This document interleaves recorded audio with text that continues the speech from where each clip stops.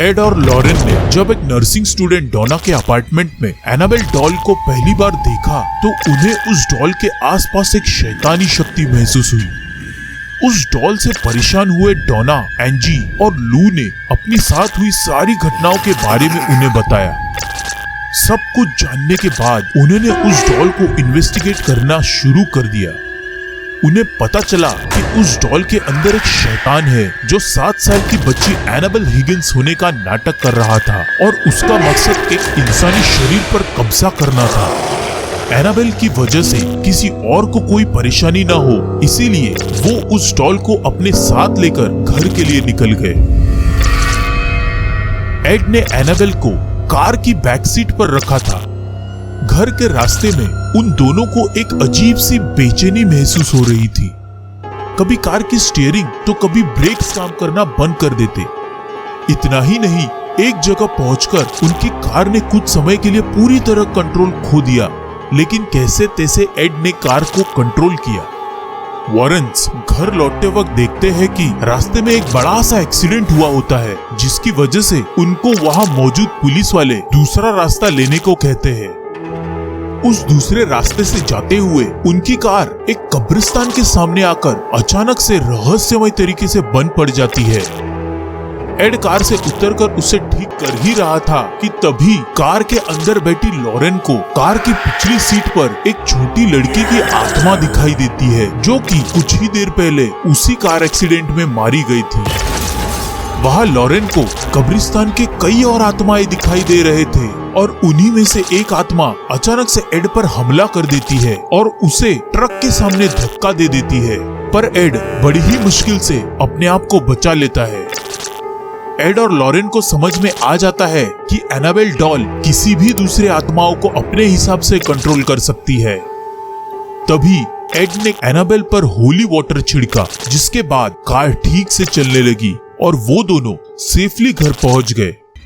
शुरुआत के कुछ दिनों में उन्होंने ये नोटिस किया कि एनाबेल अपने आप ही एक कमरे से दूसरे कमरे में पहुंच जाती थी, कभी किचन में, कभी हॉल में, तो कभी उनकी बेटी जूडी के कमरे में।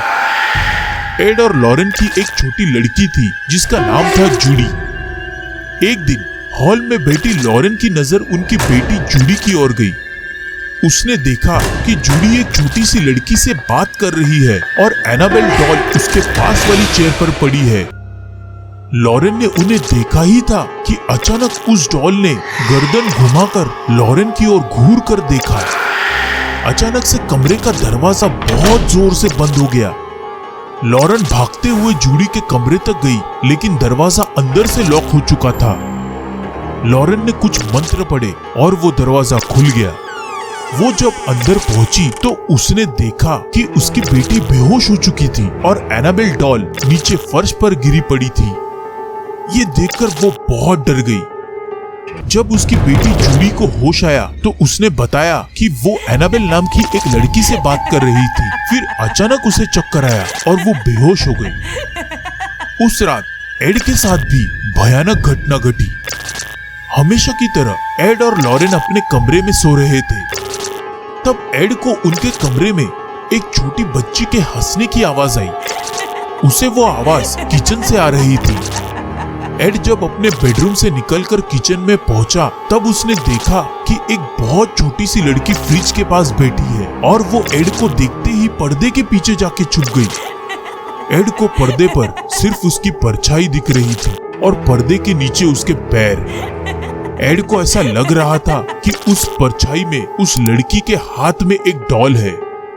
एड अपने हाथ में होली वाटर लेकर जैसे ही उस पर्दे के पास गया, वैसे ही पीछे से किसी ने उसके कंधे पर हाथ रखा, जिससे वो डर के मारे चिल्लाया। पीछे मुड़ने पर वहां लॉरेन खड़ी थी, जो उसे किचन में देखने आई थी।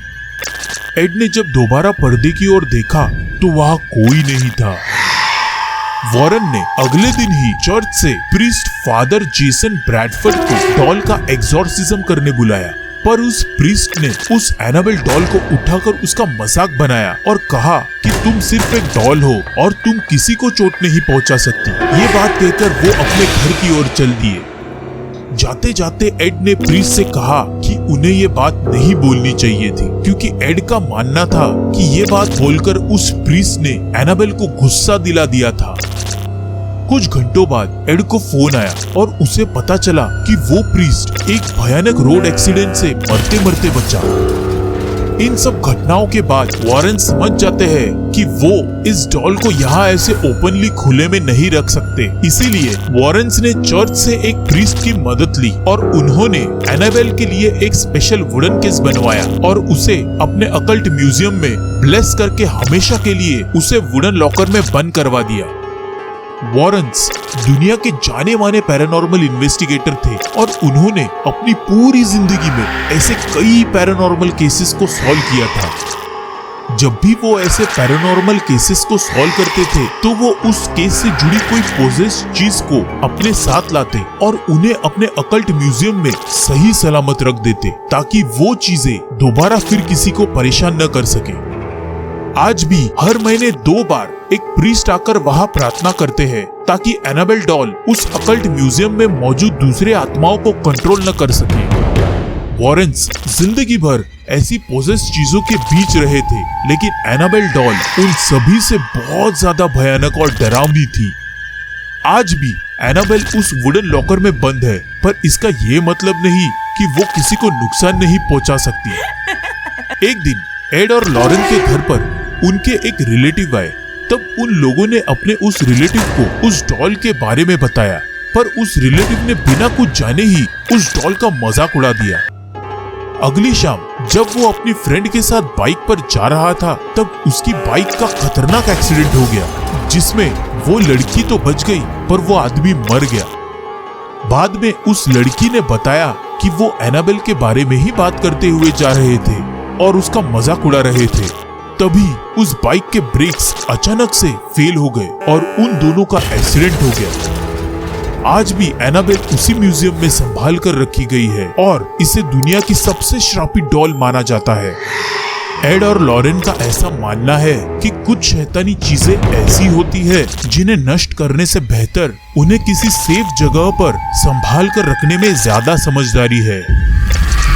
जैसे कि हम सब जानते हैं कि एड और लॉरेन वॉरेन दुनिया के जाने माने डिमोनोलॉजिस्ट थे, लेकिन एक डिमोनोलॉजिस्ट होने के साथ साथ लॉरेन एक क्लेरवोयेंट भी थी, जिसका मतलब होता है कि उनके पास फ्यूचर को देखने की स्पेशल पावर्स थी और वो आत्माओं से बात भी कर सकती थी। एड वॉरेन की मौत 23 अगस्त 2006 में हुई थी, जब वो 79 साल के थे, और लॉरेन वॉरेन की मौत 18 अप्रैल 2019 में हुई थी, जब वो 92 साल की थी।